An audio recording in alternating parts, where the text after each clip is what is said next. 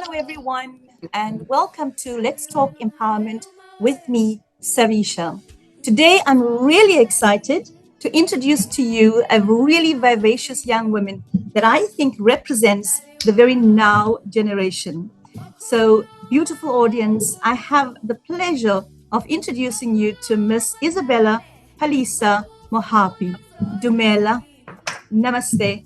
I salute the divine in you, beautiful lady. Dumela, Miss Sarisha.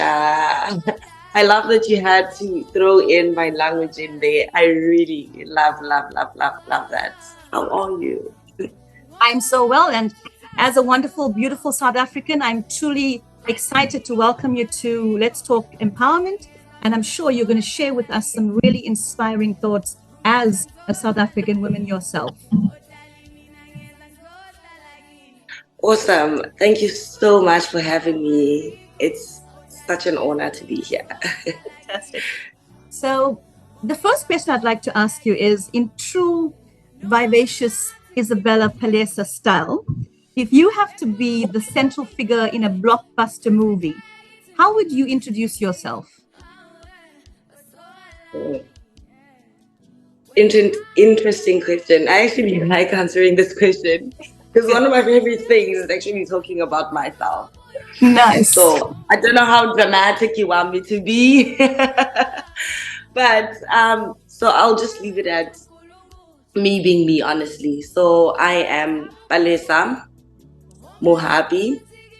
Now, I like to call myself Isabella now. I've always been Isabella, but it's not a name that I've been using for the longest time.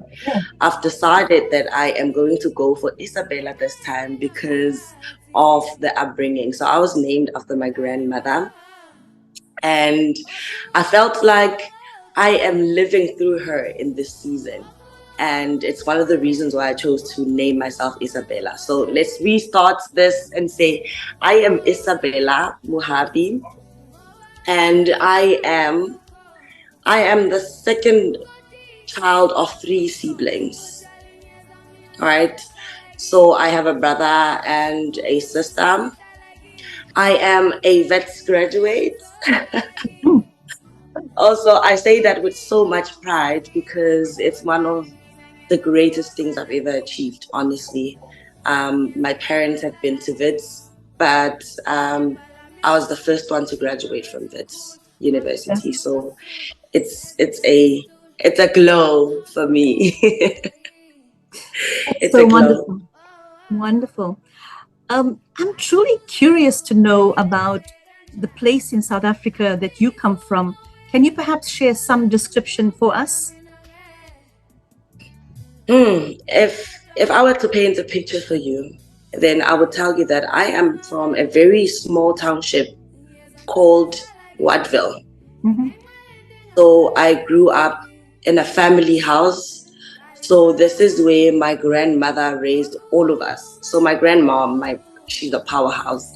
She was raising so many of us in that house. Like there was about 11 of us in one house, excluding my grandmother. So it's a family house where I had my cousins, my brothers were there. So it was a 4-bedroom house with 11 cousins and sisters and just everyone. It is, I wouldn't say it's, rural area. It's not, but it's also it's a township. It's a township, basically. Yeah, it's situated in Benoni, but not really in Benoni, outside of Benoni. So, yeah. Earlier you said, thank you so much for that. I'm loving the constant reference to your grandmom because I myself respect and have the greatest love and admiration for my grandmoms, for my dad's side and my mom's side. So I can appreciate that kind of joy and satisfaction that you feel, and the need also to go back and connect one generation to the next, to the next. I think that is so truly important because that gives us a backbone as to who we are. And, yeah.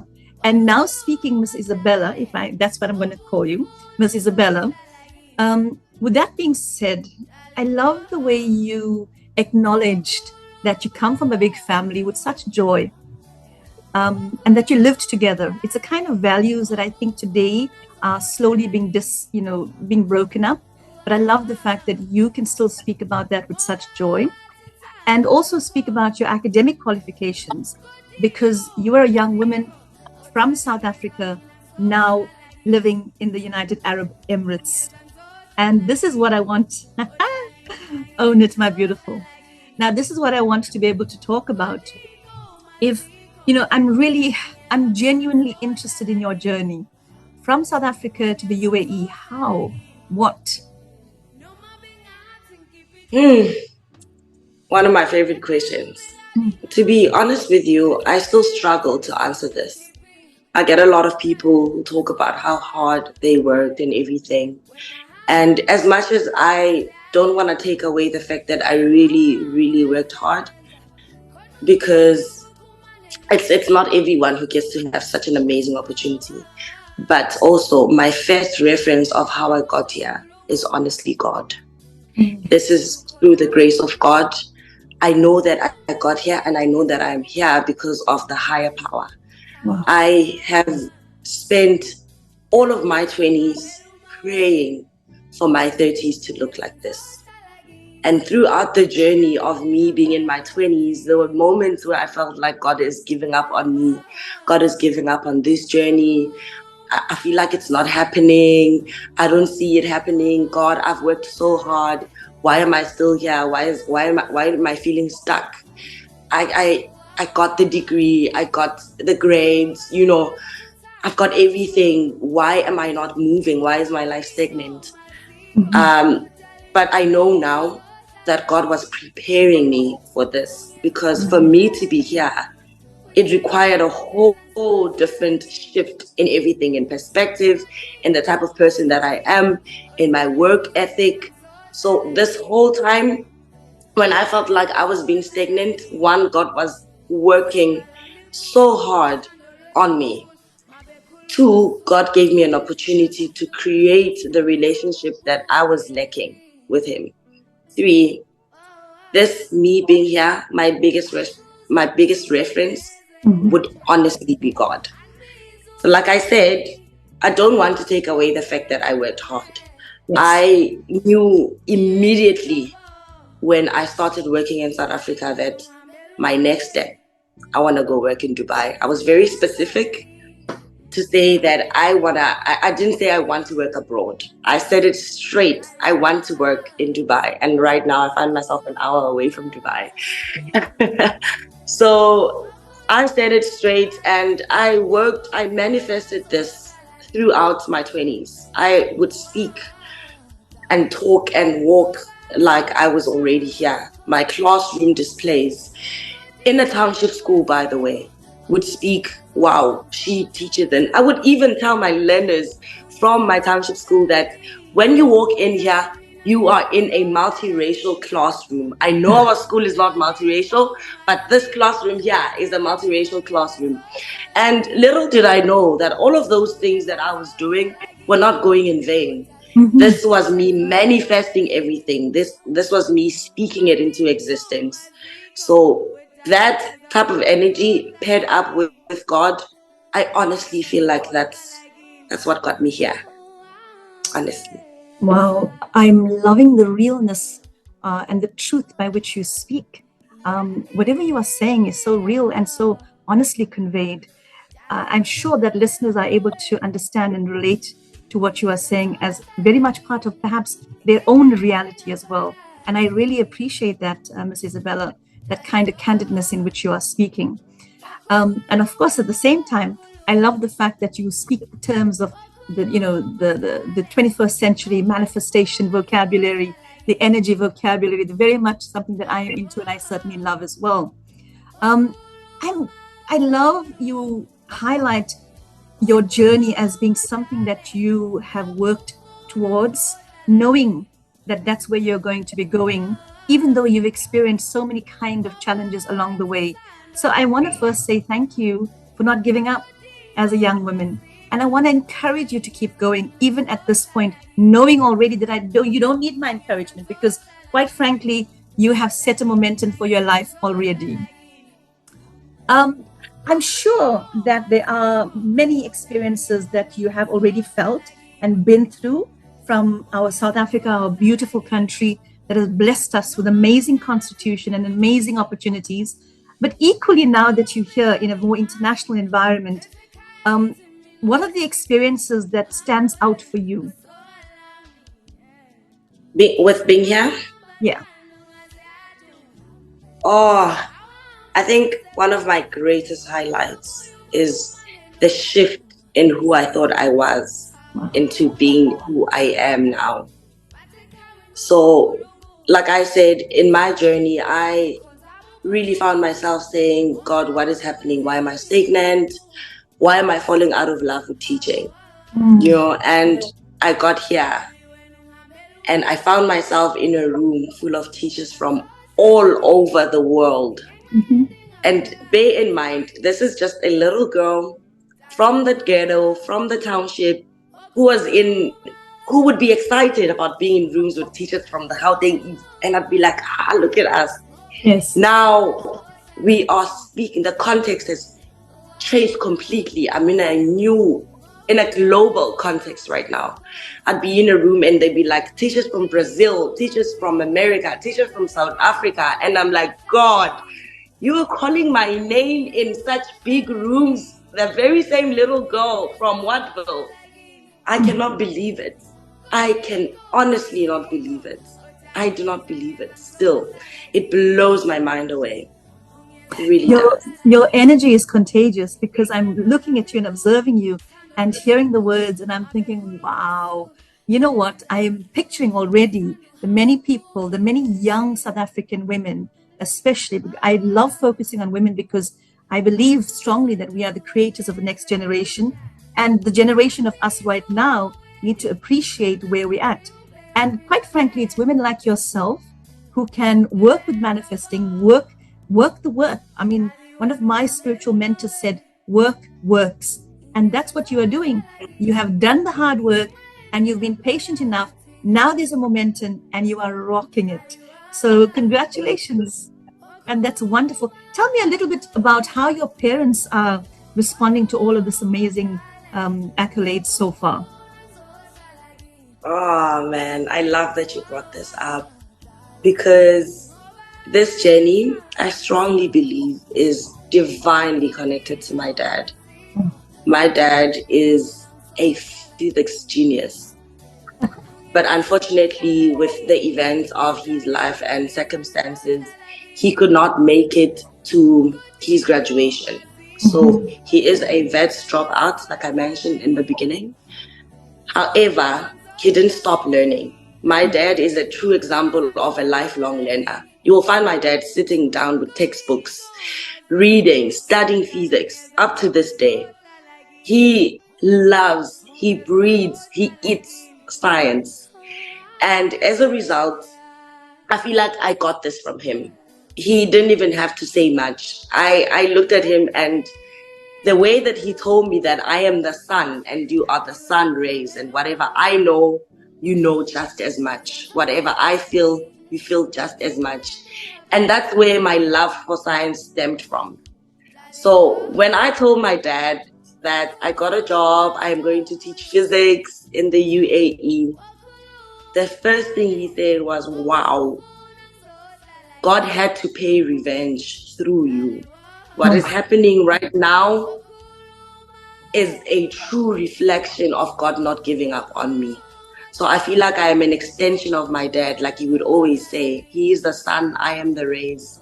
And everything that I am doing, me being in class in front of those kids, teaching with so much pride and confidence, my dad is divinely connected to this journey. And he even said to me, I'm not surprised that you're an international teacher. You've always had it in you. And that is just one of the greatest affirmations. Whenever I feel like I am not worthy, or whenever I feel like I am doubting myself, I just remember that and I'm like, whoa, I did not come here by mistake. Mhm. My mom, my wonderful, amazing mom. My mom has supported my journey through everything. There is absolutely no journey that I have walked without my mom being there for me, without my mom supporting me fully, without my mom asking me, what do you need? Where can I help you? She's always been the backbone of everything that I do.